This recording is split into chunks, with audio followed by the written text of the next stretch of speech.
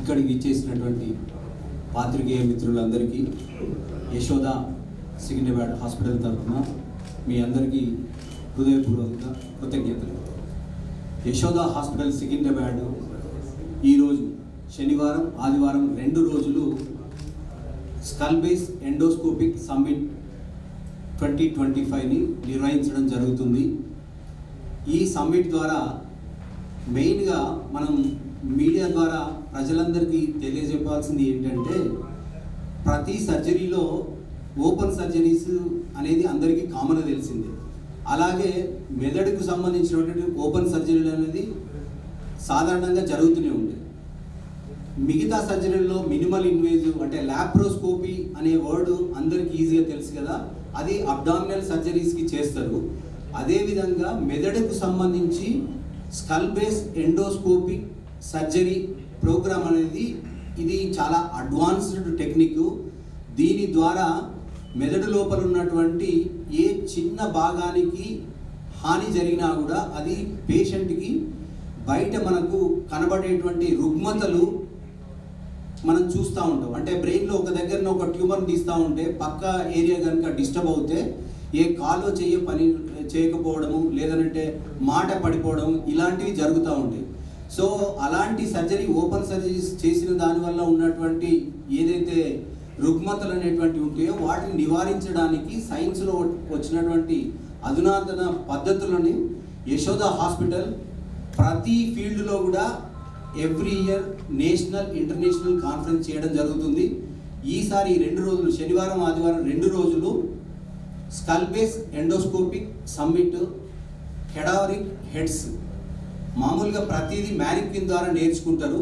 ఇక్కడ అనుభవజ్ఞులైనటువంటి దేశం నలుగురు నుంచి వచ్చినటువంటి senior neuro surgeons, international neuro surgeons కూడా ఈ కెడావరిక్ హెడ్స్ మీద వాళ్ళకు లైవ్గా కెడావర్ మీద చేసింది మనిషికి నార్మల్ మనిషి తల కాబట్టి అలాంటి ప్రయత్నము డైరెక్ట్గా చేతుల ద్వారా ఆ ఎండోస్కోపీ ట్రైనింగ్ కనుక చేస్తే వాళ్ళకి నెక్స్ట్ వచ్చేటువంటి పేషెంట్లకు వాళ్ళు మంచి సేవలు అందిస్తారనేటువంటి ఉద్దేశంతో యశోద హాస్పిటల్ ఈరోజు ఈ సమ్మిట్ని నిర్వహించడం జరిగింది. దీంట్లో ఎండోస్కోపిక్ న్యూరో సర్జరీ మరియు రోబోటిక్ సెంటర్ యశోద హాస్పిటల్ సికింద్రాబాద్ను ఈరోజు ప్రారంభించడం జరిగింది. Mrs doctor Christina madam, health secretary of Telangana.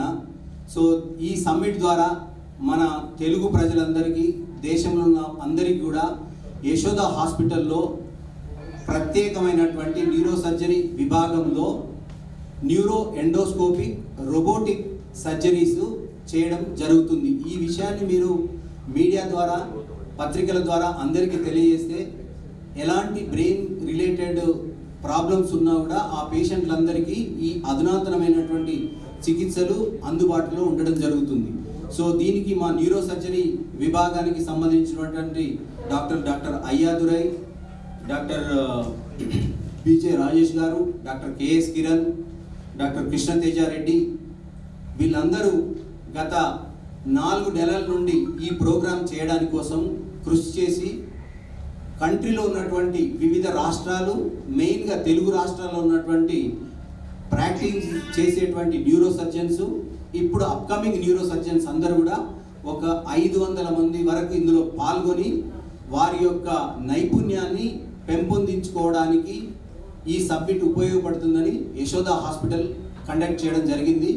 So ఇలాంటిది యశోద హాస్పిటల్ ప్రైవేట్ సెక్టర్లోనే ఏది చేసినా కూడా టెక్నాలజీలో కానీ, పేషెంట్కి ఇచ్చేటువంటి సర్వీసులో కానీ, ట్రాన్స్ప్లాంట్లో కానీ, మీరు వైద్యంలో ఎలాంటి అడ్వాన్స్ టెక్నాలజీ వచ్చినా అది ఫస్ట్ యశోద హాస్పిటల్లో ప్రజలందరికీ అందుబాటులో ఉంచడానికి యశోద మేనేజ్మెంట్ ప్రయత్నం చేస్తుంది ఎప్పుడు.